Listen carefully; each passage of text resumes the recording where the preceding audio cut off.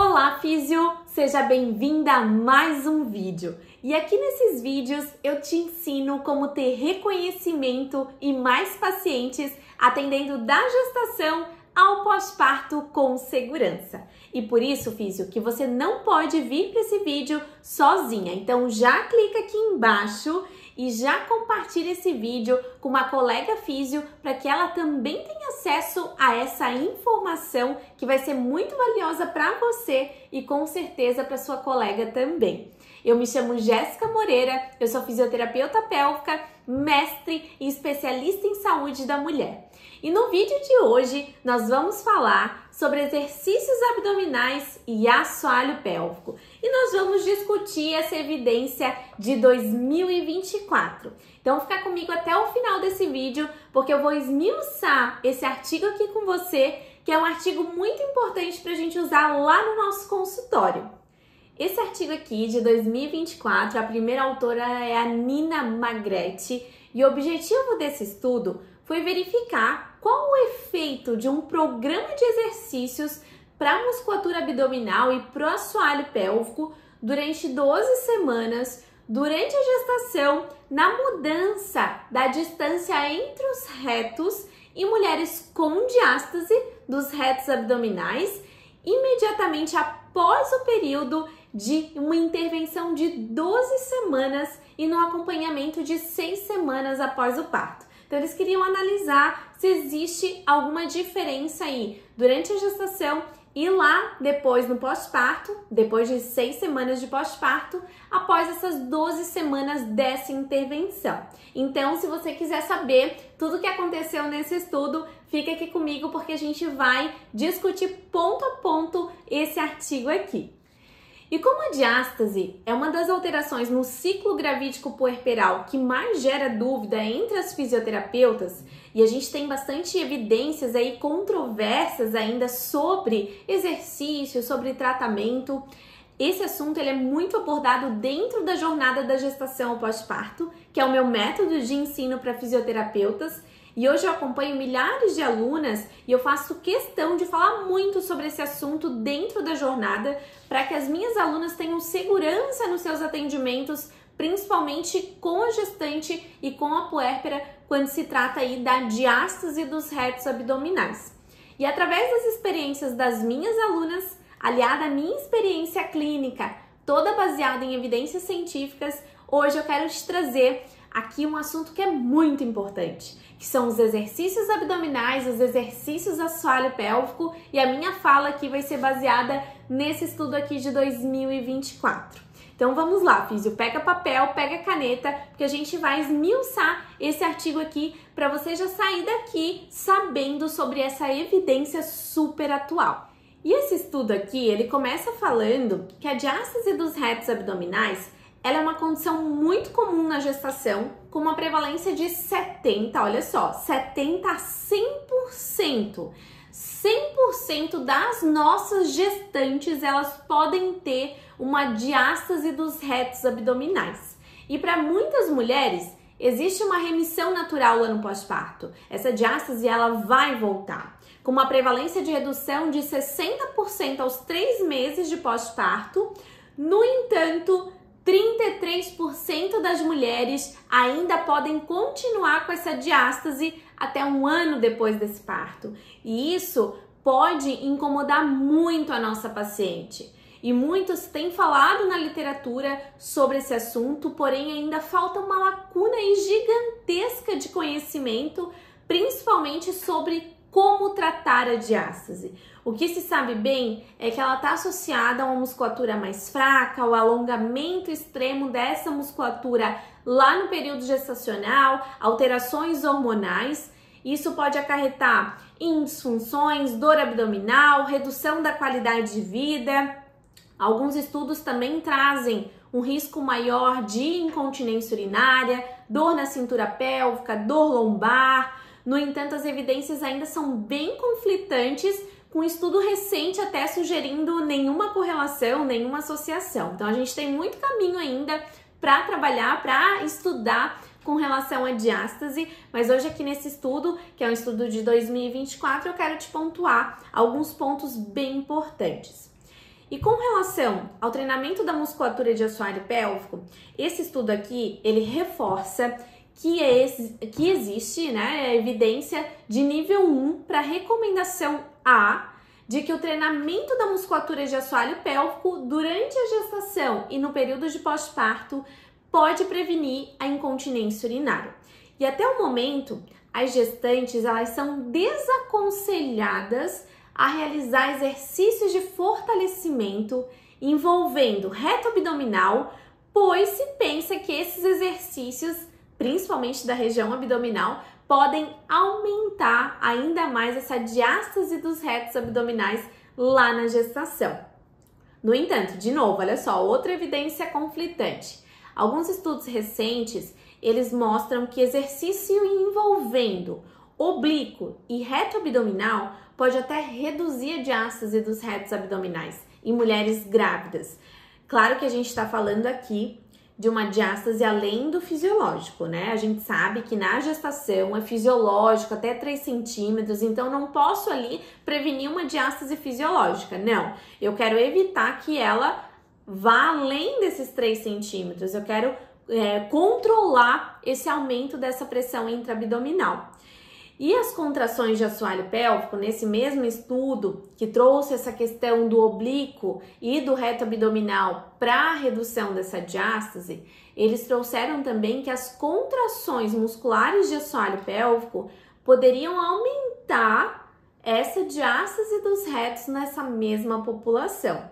Então, esses fatos contraditórios, juntamente com a falta de estudos que investiguem o efeito de períodos mais longos de treinamento dos músculos do assoalho pélvico, musculatura abdominal durante a gestação em mulheres ali que tenham ou não a diástase e também lá no período pós-parto, sugeriu aí uma investigação mais aprofundada por essa condição durante a gestação. E por isso que a questão de pesquisa, né, o objetivo dessa pesquisa foi saber quais são os efeitos de um programa de exercício, tanto da musculatura abdominal quanto de assoalho pélvico, durante 12 semanas, durante a gestação, em mulheres com diástase, imediatamente após o período de intervenção de 12 semanas e no acompanhamento de 6 semanas depois do parto. Então, eles queriam saber se existia aí o efeito dessa intervenção na diástase. Então, pontos importantes aqui. O período de intervenção foi de 12 semanas, então eles acompanharam as mulheres de setembro de 2021 a junho de 2023, que eles fizeram um acompanhamento a longo prazo.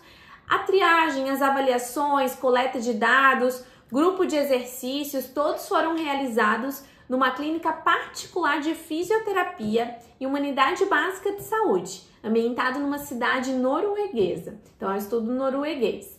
Os critérios de inclusão foram gestantes saudáveis, com ali acima de 18 anos de idade, na 24ª semana de gestação, então acima da 24ª, apresentando ali uma diástase dos retos abdominais acima de 2,8 milímetros no nível da região umbilical e 2 centímetros acima ou abaixo da região umbilical. Em repouso, numa avaliação inicial, então eles analisaram ali o ponto na cicatriz e ou acima e abaixo. Então, as participantes, elas também foram incluídas não só pela distância entre os retos abdominais, mas também uma protusão, a famosa crista formada durante o exercício, também era um critério de inclusão para essa paciente, mesmo que ela não tivesse aquela distância dos retos.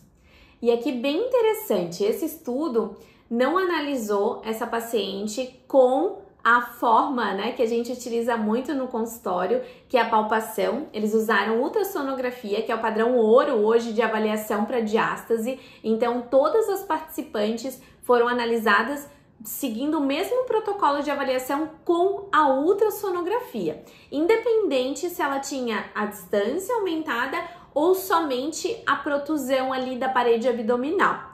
E os valores aqui foram baseados em outros estudos, né? Então, eles trouxeram aí valores de distância, valores para ultrassonografia baseados em outros estudos semelhantes. Já os critérios de exclusão, na avaliação inicial, foram pacientes onde o exercício era contraindicado, doenças graves na mãe ou no bebê, incapacidade de compreender a língua norueguesa e falha no preenchimento e apresentação do formulário ali do termo de consentimento e também presença de uma doença física ou mental crônica incompatível ali com a intervenção. Como a gente está falando de exercício aqui, essa paciente ela precisaria entender tudo que fosse passado pelo fisioterapeuta para que ela conseguisse executar os exercícios de forma adequada. Então, as participantes do grupo experimental, elas foram inscritas num programa de exercícios de 12 semanas, que incluíam exercícios tanto abdominais quanto exercícios para o assoalho pélvico. Então, elas entraram no estudo na 24ª semana e elas foram acompanhadas da 25ª semana à 37ª semana de gestação. Então, eles conseguiram acompanhar através também desse acompanhamento de um fisioterapeuta.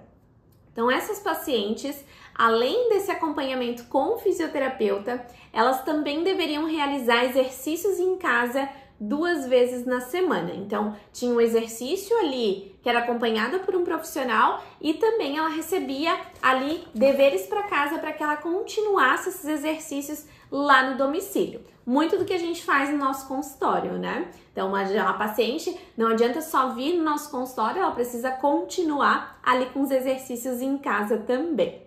Os exercícios incluídos tanto no grupo de exercício quanto nas sessões domiciliares, eles também eram baseados no estudo anterior e nas diretrizes nacionais norueguesas para exercícios gerais durante a gestação. Depois eu vou comentar ponto a ponto cada exercício desse.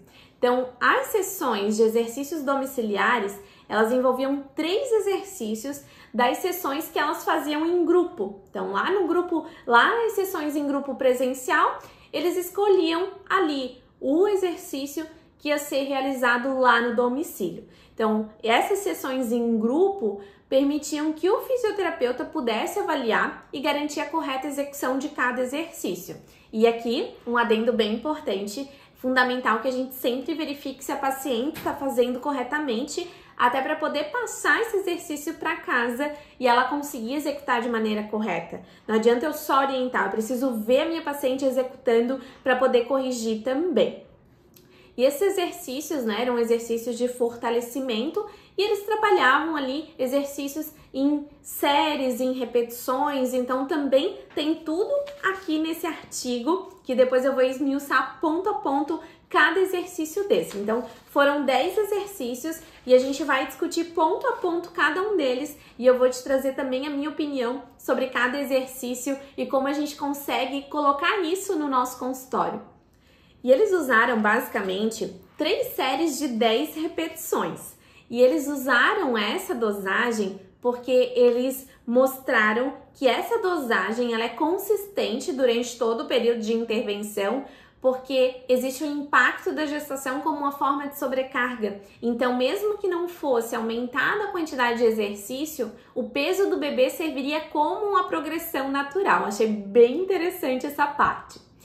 E as participantes, elas não só eram orientadas a realizar o exercício, mas também elas tinham que fazer um diário com relação à sua adesão. Então, essa paciente, ela responderia um questionário eletrônico para avaliar ali se ela estaria realizando esses exercícios ou não, até para verificar a adesão a esse programa de exercício, que é uma questão muito importante e que a gente também tem bastante dificuldade lá na nossa prática clínica. Então, por isso que hoje, cada vez mais, os estudos estão abordando essa relação também da aderência. O que a gente pode fazer para minimizar aí a redução ali da aderência em casa, principalmente. A gente quer aumentar essa aderência. Então, a gente sempre vai verificar nesses estudos o que se tem usado de estratégias para aumentar essa quantidade de exercício.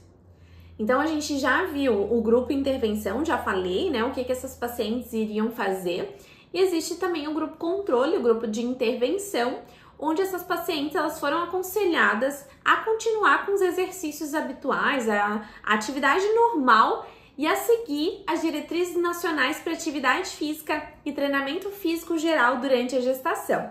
Essas diretrizes norueguesas, elas incluem treinamento específico do assoalho pélvico, mas nenhum conselho foi dado para ela se exercitar de forma específica, né? Musculatura abdominal, nada disso. Esse grupo ele não participou de nenhuma intervenção, só era orientado para manter os níveis normais ali de atividade.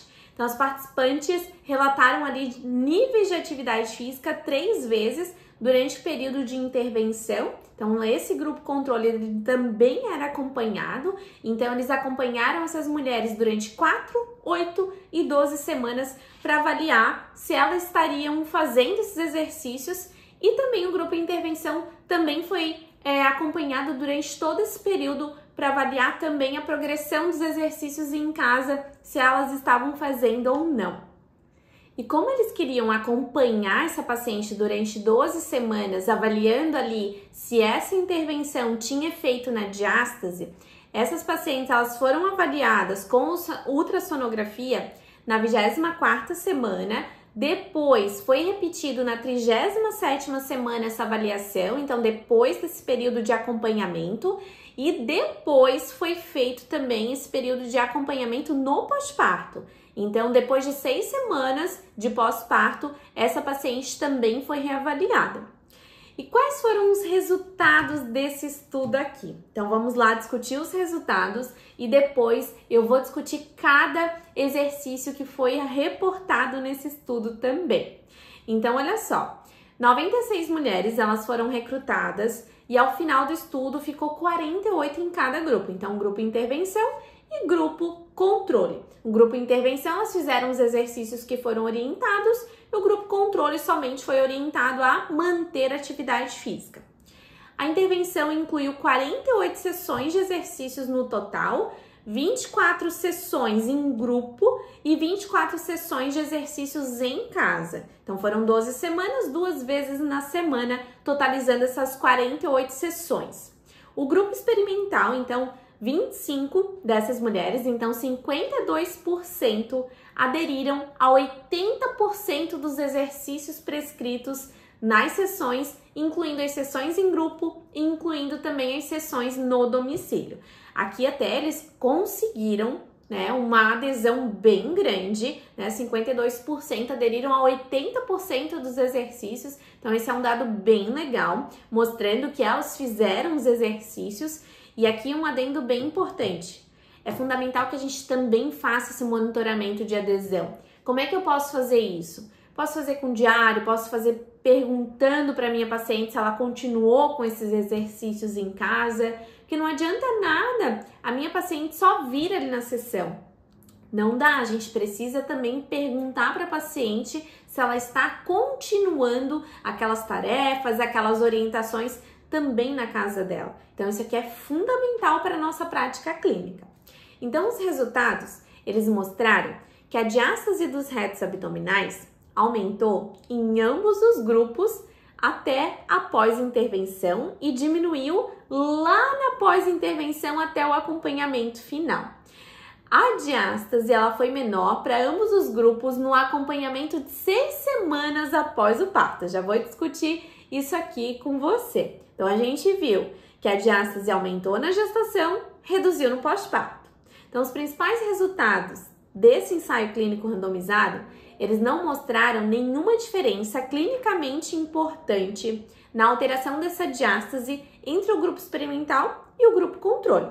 Então, as diferenças na mudança dessa diástase, desde o início até o acompanhamento de 6 semanas após o parto, elas ficaram abaixo de um menor efeito válido ali e, portanto, podem sim esses exercícios ser caracterizados aí como seguros, que não existe aqui, né, uma comprovação de que esses exercícios poderiam aumentar ou piorar o quadro ali de diástase no pós-parto. Então, aqui eles viram que não existe nenhum efeito clinicamente importante desses exercícios que foram incluídos no aumento dessa diástase, né, na gestação e no pós-parto. E eu quero colocar algumas considerações bem importantes aqui. Então, primeiro, a diástase, como eu falei, ao longo da gestação, ela é fisiológica, o que justifica esse aumento vivenciado pelo estudo. Então, eles viram que da 24ª até a 37ª semana, essa diástase aumentou. Aqui a gente está falando da ida do 2º para o 3º trimestre, onde o bebê ele vai adquirir peso, vai adquirir aumento, né, do volume desse feto, aumento do volume desse abdômen. Então, aqui é normal, é fisiológico que essa diástase aumente. Então, por isso que nesse estudo, né, eles vivenciaram esse resultado. E também no pós-parto, eu falei que é normal, é esperado essa involução. Então, é esperado que essa diástase também retroceda, que a gente tenha uma redução ali na distância entre os retos abdominais lá no pós-parto.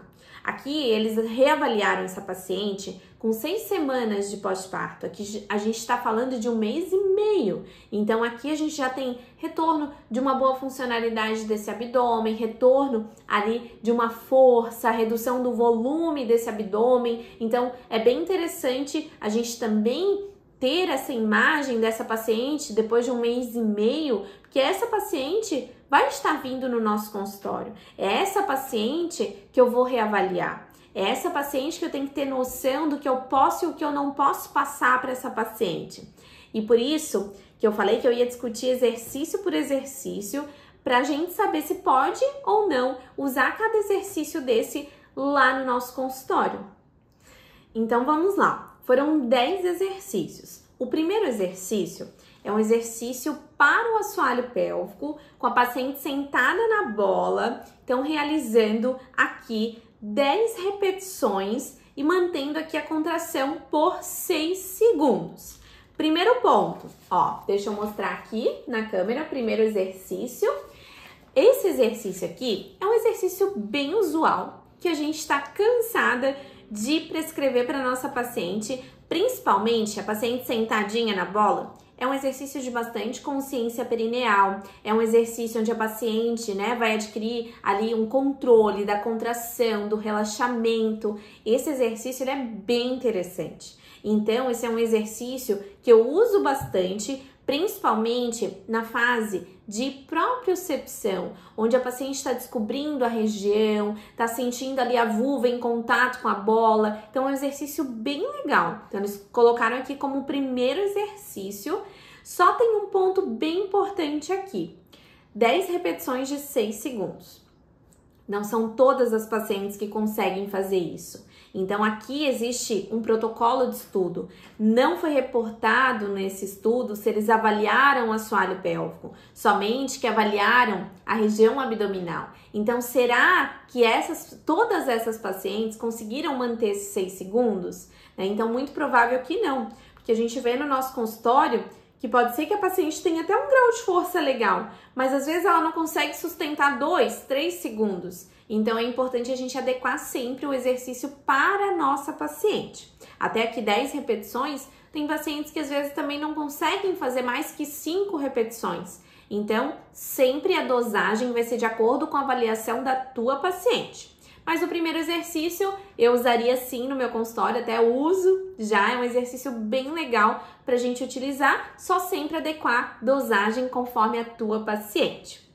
O segundo exercício é um exercício com a paciente inclinando para frente com ativação de membros superiores. E aqui eles usaram faixas, né, onde a paciente ficava suspensa. Então, exercício número 2, esse exercício aqui. Depois eu vou te mostrar como você pode ter acesso a esse estudo, onde você vai conseguir analisar todos esses exercícios com mais cautela. Então, aqui o exercício número 2, essa paciente ficava suspensa, então com inclinação anterior. E ela ia fazer um movimento como se fosse uma flexão. Nesse exercício aqui, ela não fica de 4 apoios, é um exercício bem interessante para trabalho desse membro superior. E como ela não fica de 4 apoios, não existe tanta pressão nessa linha alba. Se fosse uma paciente que fosse fazer esse exercício, né, ali na posição horizontal, não indicaria esse exercício. Mas como ela está em inclinação, ok, é um exercício bem interessante também. Então, esse exercício aqui, talvez ela estivesse fazendo lá na academia e perguntasse pra gente se ela poderia continuar. Então, esse é um exercício que eu deixaria minha gestante continuar fazendo. O terceiro exercício é um abdominal em tipóia, que eles falam, onde a paciente fazia uma flexão de tronco, porém já de uma inclinação, ela não vinha fazendo uma flexão total. Então, deixa eu mostrar aqui, ó, esse exercício número 3, onde a paciente fazia uma flexão de tronco. Esse é um exercício que mesmo nessa posição aqui, aumentaria, dependendo da paciente, aumentaria um pouco essa pressão intraabdominal. Se é uma paciente que não tem um bom controle respiratório, um bom controle abdominal, eu não indicaria esse exercício aqui. A gente poderia trabalhar essa mesma musculatura de outras formas, não precisaria ser dessa forma aqui como o estudo reportou. Então, esse é um exercício que a gente teria que analisar ponto a ponto como essa paciente se comporta nesse exercício para depois a gente orientar a execução dele. O exercício número 4 é o exercício onde a paciente ia fazer a elevação do quadril na posição de pé, também com as faixas ali de suspensão. Esse aqui, onde a paciente tinha que elevar o membro contralateral ao membro inferior.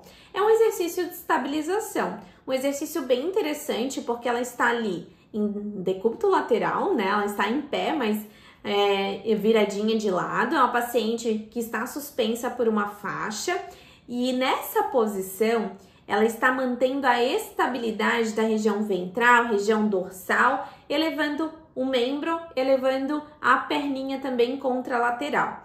É um exercício interessante até para a gente fazer para controle de toda essa região, para ela manter essa postura. É um exercício também de equilíbrio, um exercício bem interessante, não só para fazer lá na academia, mas para pensar em adaptar ele também para o nosso consultório. Não precisa ser com a faixa, não precisa ser dessa forma, mas eu posso trabalhar só com a paciente sentada na bola, elevando o membro, trabalhando equilíbrio, para que ela também trabalhe esse controle postural e a gente trabalhe aí a estabilização desse abdômen, estabilização da região dorsal, onde a paciente está ali, gestante, a gente sabe de toda a instabilidade da linha alba, instabilidade lombar, então é importante exercícios que irão trabalhar essa estabilidade.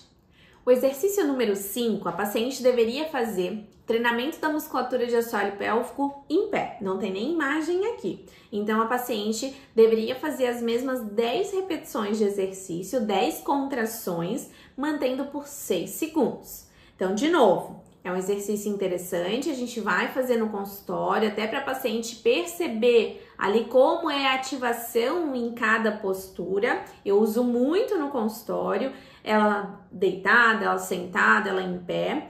Porém, lembrando, nem todas as pacientes conseguem manter esses 6 segundos. Então, esse exercício poderia ser usado, só teria que ajustar dosagem de exercício, que vai ser muito importante aqui. O 6º exercício é um abdominal em rotação. Então, ela estava com faixas ali na mão e ela ia fazer uma rotação desse tronco para cada lado. É um exercício que não é muito indicado, principalmente na gestação, pela instabilidade da linha alba e pela força ali de cisalhamento que uma rotação pode provocar nessa fase, então nessa estrutura. Então esse exercício a gente poderia trabalhar oblíquo de outra forma, não nessa rotação. Não que eu não possa fazer rotação, minha paciente faz no dia a dia dela.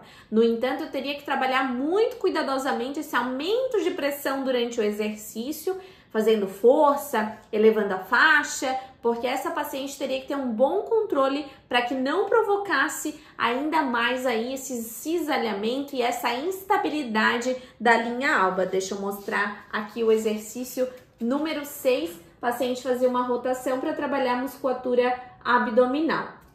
Já o exercício número 7, ela faria só elevação do membro superior de forma unilateral, com essa faixinha de resistência. O paciente está em pé, e ela associaria aqui com o treino do transverso. Então, essa paciente aqui iria trabalhar nessa posição em pé, iria soltar o ar ativando o transverso no momento que ela eleva esse membro superior.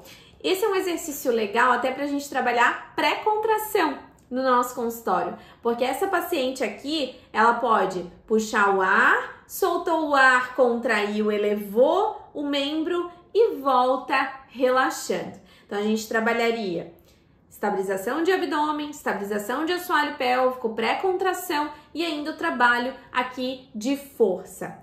No meu consultório, eu não priorizo tanta força. Minha paciente está fazendo, né, musculação. Mas aqui no meu consultório eu priorizo que ela trabalhe aí esse exercício funcional, até para ela conseguir ativar essa musculatura ao esforço, não só ali no meu consultório, mas também nas tarefas do dia a dia, lá na musculação, no crossfit, em qualquer atividade que ela vá fazer que envolva aí maior esforço. O exercício, deixa eu só mostrar aqui, ó, o exercício número 7, então, paciente em pé, elevando o membro ali com a faixinha, o membro unilateral. Já o exercício número 8, é um agachamento. Então, a paciente ia agachar, no momento que ela levantasse, ela iria também elevar membro superior. Então, exercício número 8, paciente agachou, na volta, ela sobe, elevando o membro superior. É um exercício bem dinâmico, bem interessante e só tem que cuidar aqui com aumento de pressão intraabdominal, não só na descida, mas também na subida, porque é um exercício que envolve bastante pressão intraabdominal e muitas pacientes, elas tendem a gerar uma apneia, principalmente no momento da subida. Então, é importantíssimo nós treinarmos com essa paciente que no momento que ela vá fazer força, na descida, na subida, que ela esteja soltando o ar, que ela esteja ativando o abdômen e ativando o assoalho pélvico, para a gente ter um maior controle de toda essa região. O 9º exercício é um exercício para o assoalho pélvico na posição de 4 apoios. E o 10º exercício, eu vou discutir os dois em conjunto. O 10º exercício, também na posição de 4 apoios, era um exercício respiratório para ativação do transverso. Esses dois exercícios, ó, o 9 e o 10, onde a paciente está de 4 apoios, eu sempre gosto de trabalhar com a paciente, não num 4 apoios, ali na posição horizontal. Eu sempre coloco um step, uma bola à frente, para que a paciente fique ali mais em posição vertical do que horizontal e a gente tem uma menor demanda, uma menor força gravitacional em cima dessa linha alba, porque senão ela vai ter muito mais dificuldade para ativar esse abdômen.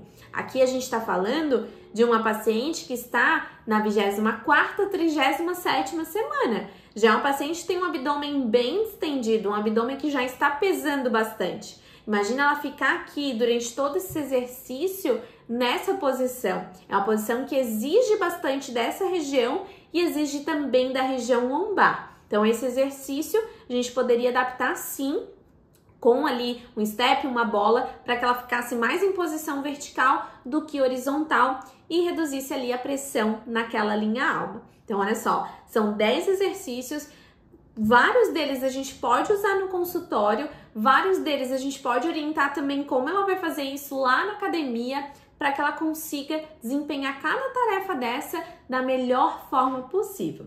E físio, caso você queira esse artigo aqui na íntegra, é só comentar aqui embaixo, eu quero, e deixar o teu e-mail. Assim eu consigo te enviar esse artigo na íntegra e você conseguir ler e também visualizar cada imagem dessa, cada protocolo desse exercício e você conseguir saber exatamente como aplicar isso lá no teu consultório.